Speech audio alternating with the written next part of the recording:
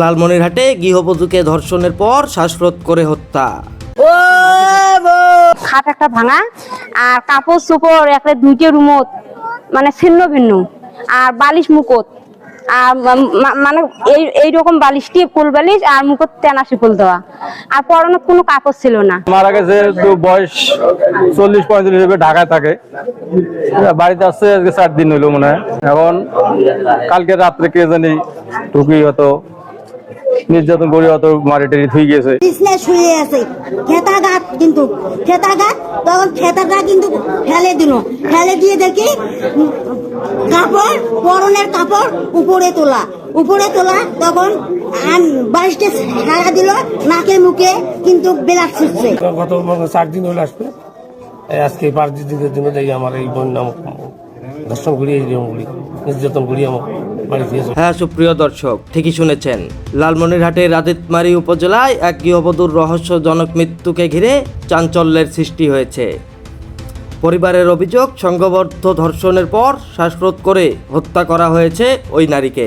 নির্মম এই ঘটনাটি ঘটেছে লালমনিরহাট জেলার আদিতমারী উপজেলার দুর্গাপুর ইউনিয়নের বটঘর দক্ষিণ টারি গ্রামে। নিহত নারীর নাম স্বপ্না বেগম, বয়স প্রায় 50 বছর। তিনি ওই এলাকার মৃত নাজমুল হকের মেয়ে এবং আবুল কালামের স্ত্রী বলে জানিয়েছে পরিবার। স্বজনদের দাবি, রোববার সকালে দীর্ঘ সময় ঘুম থেকে না ওঠায় পরিবারের সদস্যরা তাকে ডাকাডাকি শুরু করেন, কিন্তু ভেতর থেকে কোনো সাড়া শব্দ না পেয়ে এক পর্যায়ে ঘরের দরজা ভেঙে তারা ভেতরে প্রবেশ করেন। পরে ঘরে ঢুকে পরিবারের সদস্যরা স্বপ্না বেগমকে মৃত অবস্থায় দেখতে পান। তাদের ভাষ্য অনুযায়ী মরদেহটি ছিল বিবস্ত্র অবস্থায় এবং ঘরের খাটও ভাঙা ছিল। পরিবারের অভিযোগ, রাতের দুর্বৃত্তরা তাকে সংঘবদ্ধ ধর্ষণের পর বালিশ চাপা দিয়ে হত্যা করেছে। এই বিষয়ে নিহতের স্বজন শাহিনা খাতুন খবর লালমনিরহাট অনলাইন অনুসন্ধানী নিউজ টিমকে বলেন, সকালে অনেক ডাকাডাকির পরও কোনো সাড়া শব্দ পাওয়া যায়নি। পরে দরজা ভেঙে ভেতরে গিয়ে দেখি স্বপ্না মৃত অবস্থায় পড়ে রয়েছে। ঘটনাস্থলের অবস্থা দেখে আমাদের মনে হয়েছে তাকে নির্যাতনের পর হত্যা করা হয়েছে। পরে খবর পেয়ে আদিতমারী থানা পুলিশ ঘটনাস্থলে পৌঁছে মরদেহ উদ্ধার করে। সুরতাহাল প্রতিবেদন তৈরি শেষে ময়নাতদন্তের জন্য মরদেহ পাঠানো হয় হাসপাতালের মর্গে। এই বিষয়ে খবর লালমনিরহাট অনলাইন অনুসন্ধানী নিউজ টিমের এক প্রশ্নের জবাবে আদিতমারী থানার ভারপ্রাপ্ত কর্মকর্তা নাজমুল হক জানান, ঘটনাটি গুরুত্ব সহকারে তদন্ত করা হচ্ছে। পুলিশ বলছে, ময়নাতদন্তের রিপোর্ট হাতে পাওয়ার পর মৃত্যুর প্রকৃত কারণ নিশ্চিত হওয়া যাবে। একই সঙ্গে ঘটনায় জড়িতদের শনাক্ত ও গ্রেপ্তারের অভিযান চলমান রয়েছে। এদিকে এই ঘটনায় এলাকায় আতঙ্ক ও ক্ষোভ ছড়িয়ে পড়েছে।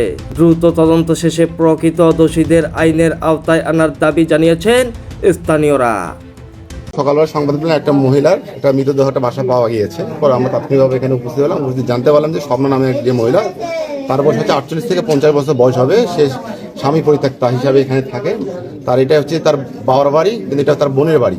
এই বাসায় সে থাকে, মাঝে মাঝে সে ঢাকা থাকে। তার এক কন্যা, উনিও ঢাকা থাকেন। তো গত 1 থেকে 1.5 মাস আগে নাকি সে ঢাকায় অবস্থান করছিল। গত 4 দিন আগে এখানে এসেছে।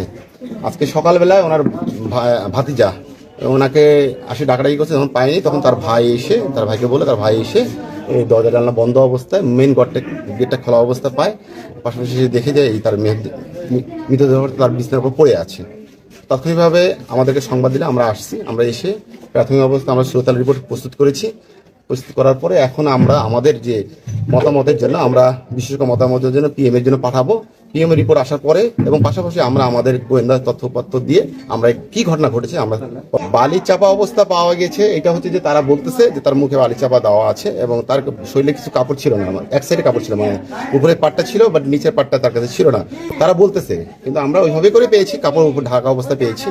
এখন আমরা হচ্ছে যে মতামত দিতে পারবো হচ্ছে যে বিশেষজ্ঞর মতামতের উপর বেসিস করে বলতে পারবো। কারণ কি এই বিষয়ে মতামত দিয়ে দিলে আমরা আমাদের বিশেষজ্ঞর মতামতের উপর বেসিস করে আমাদের মতামত দিতে আমরা ওই যে বাম সাইডের নাক থেকে হালকা একটু লালা বেরিয়েছে। AI রাজীব, খবর লালমনিরহাট।